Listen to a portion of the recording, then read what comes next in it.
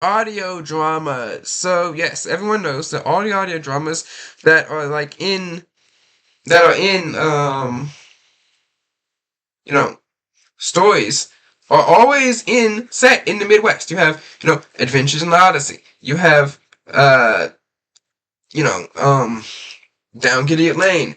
Most of the big name audio dramas are usually set in the Midwest, and I always got to wondering about that. Like, why are they in the Midwest, and why not Texas? Like, the only place I can think of audio dramas where it's actually people, like the Brinkman Adventures is actually people. They're also in the Midwest, around the Milwaukee area, I think.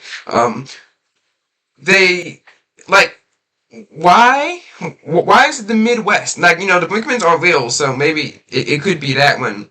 But I don't think it's that. I think it's the Midwest because of what's about to be shown on your screen, as well as other conditions as well. And I actually, Encarta could have actually helped me here. I could have done a nice little Encarta demonstration, but let's just pretend that I got this information from Encarta. So hopefully you can see this is input number 6.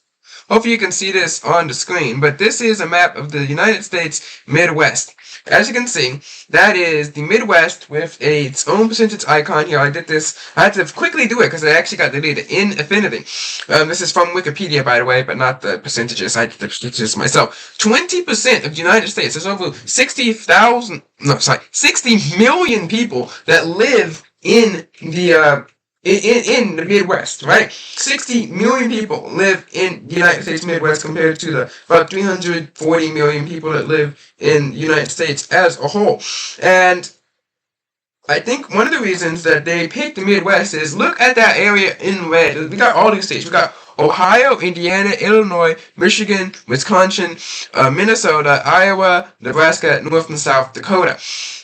Is Kansas in there? I can't really see because I didn't turn down the opacity. But this is the Midwest. This is the Midwest.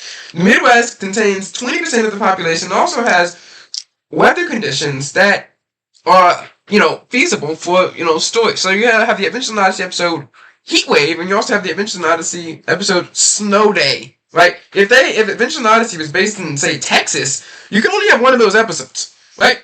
Yeah, you're not going to be getting snow day. It's not really going to make sense. You're not going to be getting 15 inches of snow in the great state of Texas. Right? We get 4 inches of snow. We shut down the city for, 2 days.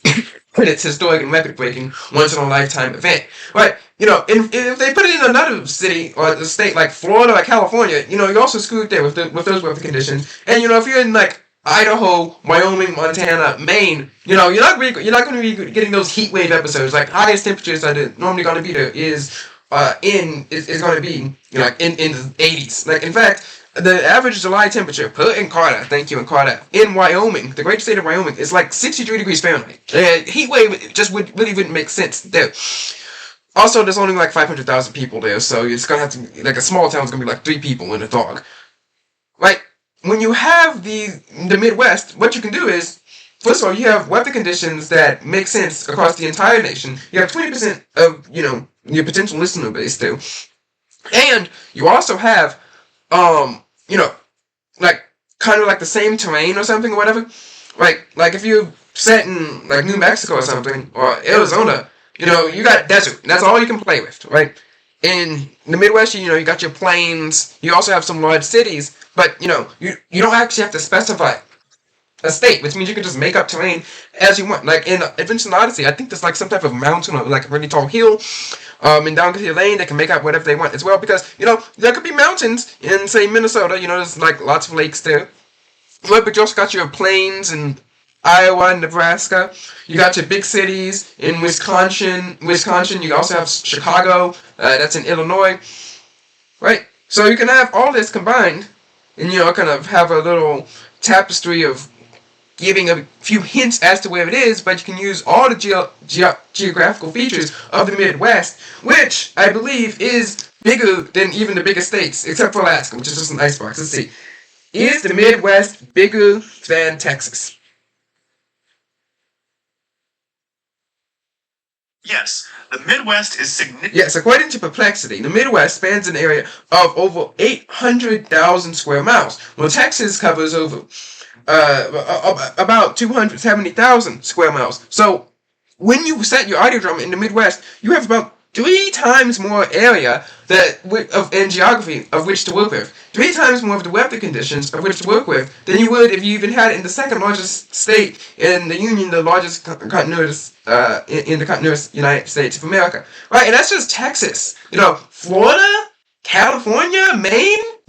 Some of these smaller states, stuff in California. And also, there's that whole adventure Nazi trope of, California bad, everyone please California. Like we all knew in album 69 that when Jules went to California, then part 2, she's going to come back to us. She's not just going to write off the show. So, California, you're kind of screwed. California is not in any Christian audio drama except for like The Pond, and they go to California for like one day and they come back.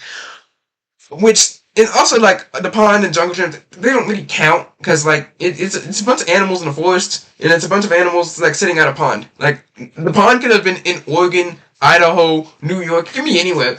Also Turin. We also believe that Turin is also in the Midwest, and that's why in every of these audio dramas in the winter you have you have your snow, you have your Christmas theme, and also in the summer you got you have your heat. Right? Let's go over to Perplexity again. And I know Perplexity's not paying me, like they're paying DW, but maybe they'll pay me as well. Let's see. What is the average summer temperature in Kansas? Is Kansas a Midwest state?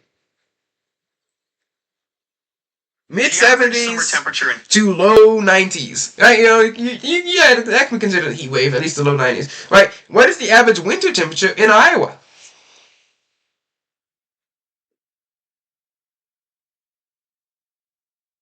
Yeah. The average winter temperature is 14 degrees, but it's usually in the low 20s. Yeah, you can get 14 inches of snow in there. Does the Midwest ever get 14 inches of snow?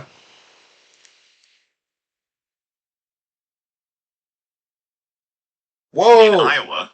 They get 30 to 40 inches of snow annually. So they can also experience winter storms, occasionally exceeding 14 inches in a single event. Boom. That is why the Midwest is the best for Christian audio dramas. It's also because, you don't want to have direct ties to any one state. One audio drama does buck that trend, Red Rock Mysteries, but of course that's also based on a book.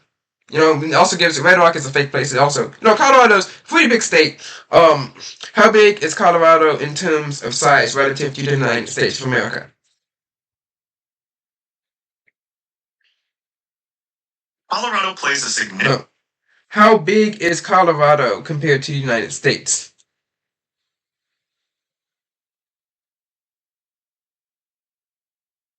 Colorado is the 8th largest state. So, Colorado's a pretty big state. You have, interesting terrain. You also have you get some snow, you get some mountains. So it makes sense why Red Rock would be placed in there as well. So it's kind of like bordering the Midwest. As you can see on the map, Nebraska is touching Colorado. So, you might as well add it to the Midwest, if you wanted to as well. Let's make Colorado an honorary Midwest state. All right, now speaking of Christian audio dramas,